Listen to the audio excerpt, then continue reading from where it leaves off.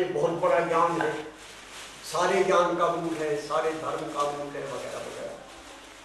इसलिए मैं क्या अवस्थी जी, क्या Renuka ji half time, full time थोड़ा ही है निवेद में, क्योंकि तो संस्कृत पूरा संभालती है ना, तो संस्कृत तो ये उसका एक हिस्सा है, आधा हिस्सा है। और टीना जी है, ये क्वार्टर टाइम है, क्योंकि इनको एडमिनिस्ट्रेशन भी संभालना होता है, नहीं संस्कृत के सारे विषय संभालने होते हैं, वेद उसका एक छोटा सा। सर के परिचय में, भार्गव साहब के परिचय में दो चीजें ऐड करती हूँ जो हम सबके लिए बहुत अच्छी हैं। एक तो कि सर अभी जिस उम्र में है उसमें भी सर बहुत परिश्रम करते हैं।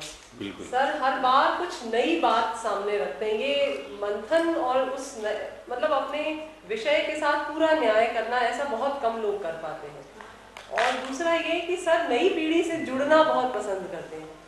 तो मैंने हमेशा देखा कि आमतौर पर संस्कृत वाले लोग होते हैं वो उनकी अच्छा नहीं शास्त्र में ये लिखा है तो बाकी कुछ नया सुनने को स्वीकार आमतौर पर नहीं हो पाता। लेकिन सर के साथ मैंने ये देखा है कि सर उस चीज़ को बहुत स्वागत से, बिल्कुल उल्टी बात होती है जो कई बार मेरे कानों को भी अकड़ जाती कि क्या बात कह दी है ना, जबकि मैं अपने आप को अभी उस तरफ नहीं पाती। तो लेकिन सर उस चीज़ को बहुत आराम से स्वीकार करते हैं, उसमें से रास्ता निकालते हैं। ये सर की बहुत अद्भुत। और अवस्थी सर को से जब मैंने पढ़ा था तो सर की भी एक बात बताऊं कि जब हमें नहीं पढ़ना होता था, बोर हो जाते थे, तो हम किताबें बंद कर देते थे कि सर नहीं पढ़ेंगे आज। और सर इतना सुंदर भजन गाते हैं, सर का जो कंठ है वो बहुत मधुर है। तो कभी आज सर इस 5 दिनों में एक बार कभी कुछ सुनाइएगा।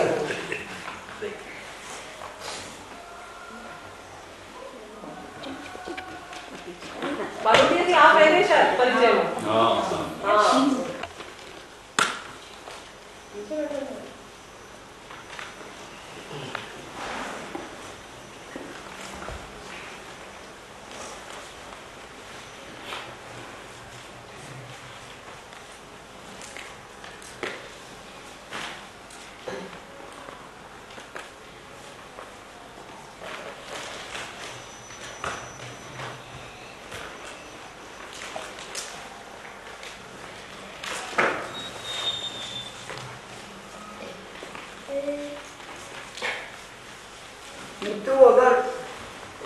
यह जानना हो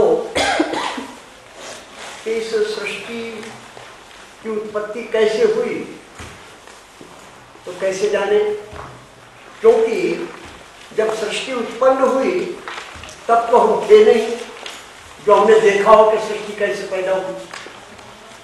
न उस समय कोई और ही व्यक्ति था जिसने रिकॉर्ड कर लिया हो कि मैंने देखा है कि सृष्टि ऐसे हुई थी।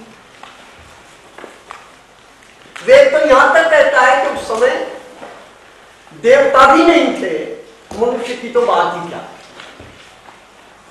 देवता माने सूर्य चंद्र पृथ्वी, निश्चित रूप से सृष्टि पैदा होने पर ही तो ये बनेंगे।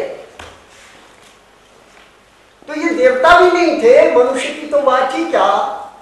साधन क्या है ये जानने का कि जब सृष्टि उत्पन्न नहीं हुई थी तब क्या था, और जब उत्पन्न हुई तो कौन सी प्रक्रिया थी जिससे ये प्रलय से सर्जन की स्थिति में आ गई।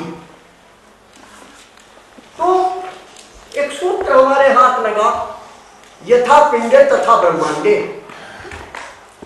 जैसा एक व्यष्टि में घटित होता है, माइक्रो में घटित होता है, वैसा ही समष्टि में मैक्रो में घटित होता है।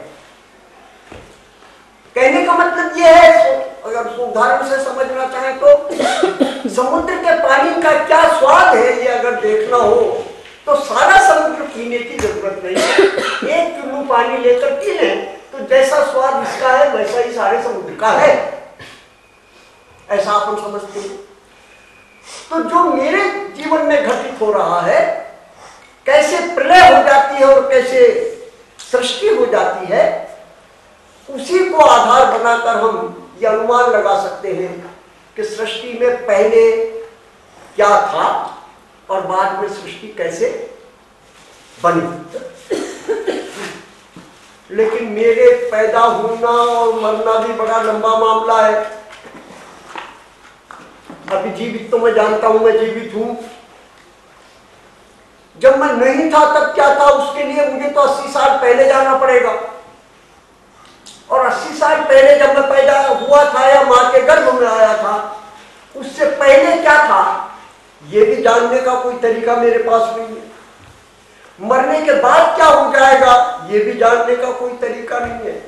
तो एक छोटा तरीका है, हम रोज सोते हैं और रोज जागते हैं।